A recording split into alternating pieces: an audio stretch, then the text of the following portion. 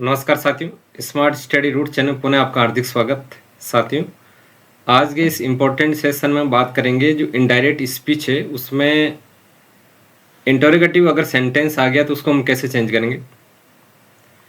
साथियों, स्क्रीन पे आपका पहला क्वेश्चन। हमने लास्ट वीडियो में हमने चर्चा की थी कि सेड टू के स्थान पे और जो कनेक्टर है वो कैसे चेंज होता है, ठीक है ना साथियों।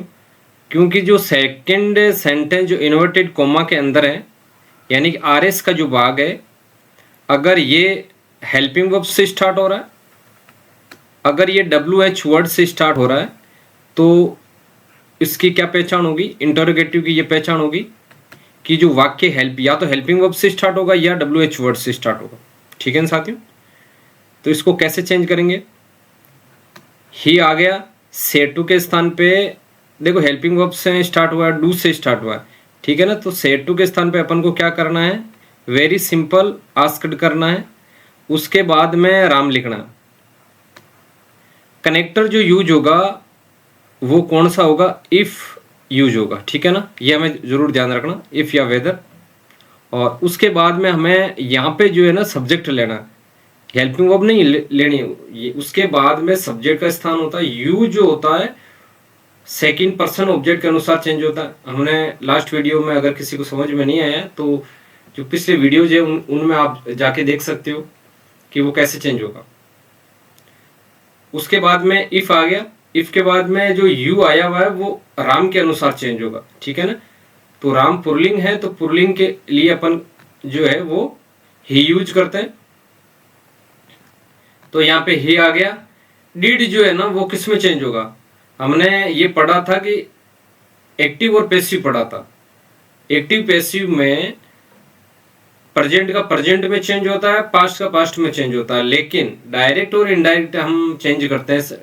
टेंस अगर हम चेंज करेंगे तो वो प्रेजेंट का जितना भी पार्ट होगा वो सारे के सारे प्रेजेंट का फास्ट में चेंज हो जाएगा। यानी कि डिड है, डूडज है तो डिड में हो जाएगा, इजारे में वोजवर में हो जाएगा, हैज है वे हेड में चेंज हो जाएगा। यहाँ पर डू आया हुआ है ना, किस में आ जाएगा चेंज, डिड में हो जाएगा। मतलब नो जो लिखा के एन और डब्ल्यू उसकी सेकंड फॉर्म हो जाएगी, ठीक है ना।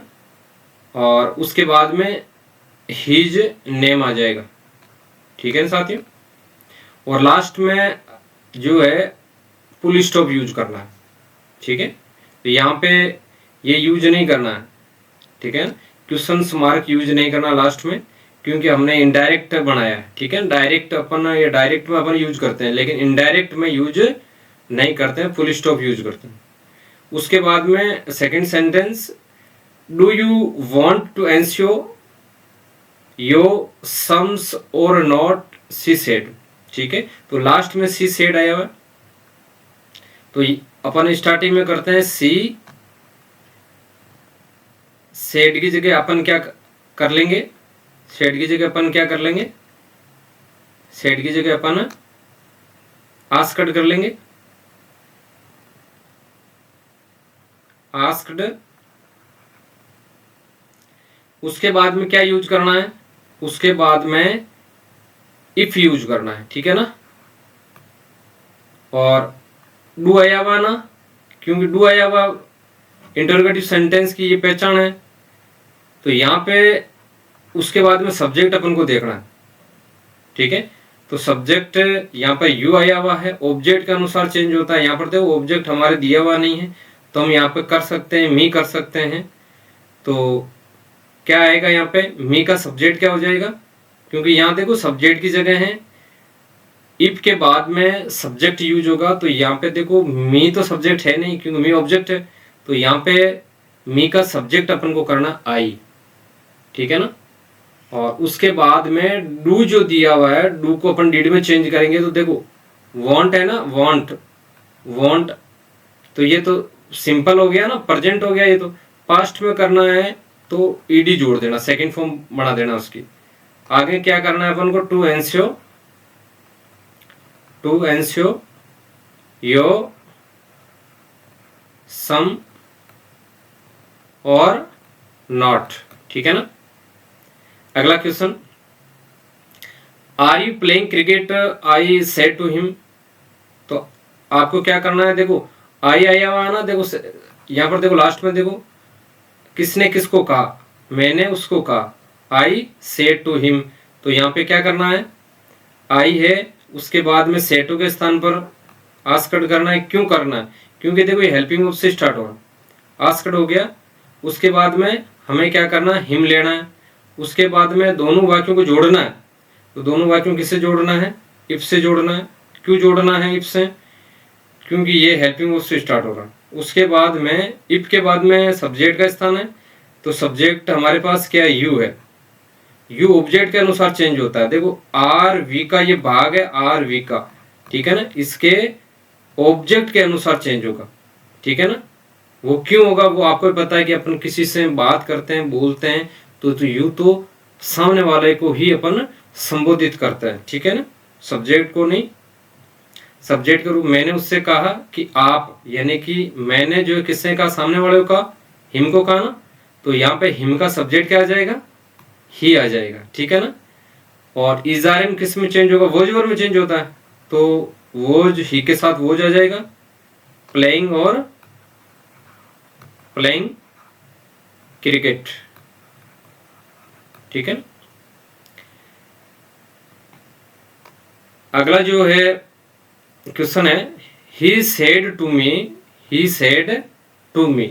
तो हमें क्या करना है, ही लिखना है, सेड टू के स्थान पे डू आया हुआ है, हेल्पिंग वर्ब से स्टार्ट है, तो हमें क्या करना है, आस्क्ड करना है, उसके बाद में क्या करना है, मी करना, ठीक है ना। और फिर कनेक्टर के रूप में यूज हमें क्या करना है, इफ या वेदर दोनों में से एक करना। इफ नहीं आएगा, क्यों, क्योंकि यहाँ देखो हमें चॉइस पूछी है, ये जरूर ध्यान रखना। अगर हमें हमारी लाइकिंग पूछे तो वहां पे वेदर आएगा, ठीक है।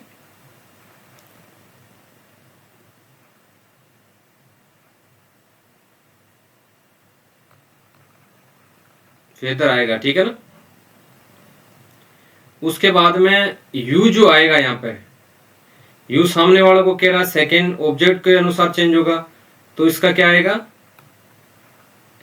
इसका क्या आएगा, आई आएगा, ठीक है ना। इसका क्या आएगा, सब्जेक्ट क्या होगा, आई होगा, ठीक है ना। और उसके बाद में डू जो है वो लाइक,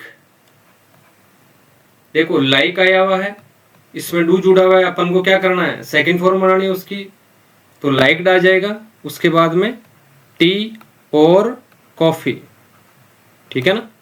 तो देखो सेटो के स्थान पर आस्क्ड आया हुआ है, दोनों कनेक्टर के रूप में वेदर जोड़ दिया, और उसके बाद में यू जो है ऑब्जेक्ट के अनुसार चेंज होता था, आई लिख दिया यहाँ पे, और यहाँ पे चेंज होता, टेंस चेंज हो गया, यानी कि डिड है, डूडज है, तो अपन ने डिड लगा दिया, ठीक है ना। उसके बाद में नेक्स्ट जो है ही आया हुआ, सेड टू के स्थान पे क्या करना है, आस्क्ड करना है, और उसके बाद में मी करना है। कनेक्टर के रूप में अपन क्या यूज करते हैं, देखो अब तक हमने पढ़ा था कि जो हेल्पिंग वर्ब से अगर वाक्य स्टार्ट हो रहा, आर एस का भाग, ठीक है ना, ये किसका है, स्पीच है, ये आर एस का भाग जो है वो किससे स्टार्ट हो रहा था, हेल्पिंग वर्ब से। और अगर डब्ल्यू एच वर्ड से स्टार्ट हो रहा है तो कनेक्टर जो आएगा, इफ या वेदर नहीं आएगा, ये कनेक्टर के रूप में भी अपने यूज कर सकते हैं डब्ल्यू एच वर्ड को, ठीक है। तो वेर आ जाएगा, वो सेम वही प्रोसेस है, वापस सब्जेक्ट यूज करना है, यू है, ऑब्जेक्ट के अनुसार चेंज होगा, तो यहाँ पे क्या आएगा, आई आएगा।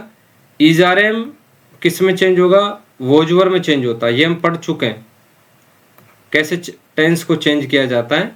तो आई के साथ क्या आ जाएगा, वोज आ जाएगा, गोइंग, ठीक है, और यह फुल स्टॉप आ जाएगा लास्ट में, क्वेश्चन मार्क नहीं आएगा।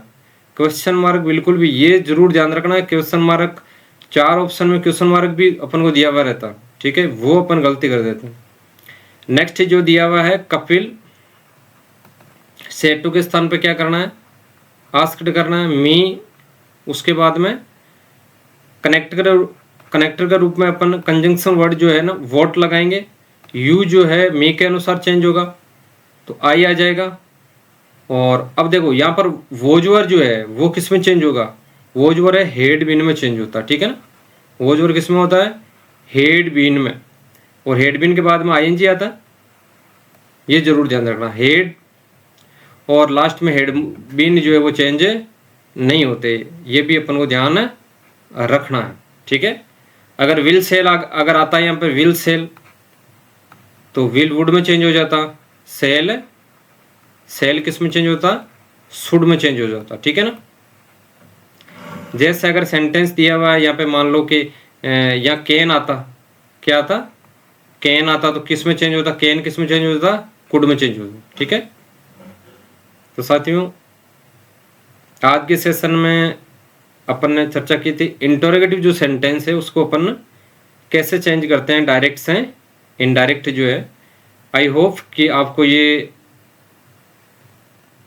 इनडायरेक्ट स्पीच जो है जिसमें हमने इंटरोगेटिव सेंटेंस जो है वो पढ़े, तो आपको समझ में आ गया होगा। अगर आपको समझ में आया है और ये सेशन आपको अच्छी तरीके से अगर समझ में आया, तो अपने साथियों के बीच में शेयर जरूर करना, ठीक है साथियों।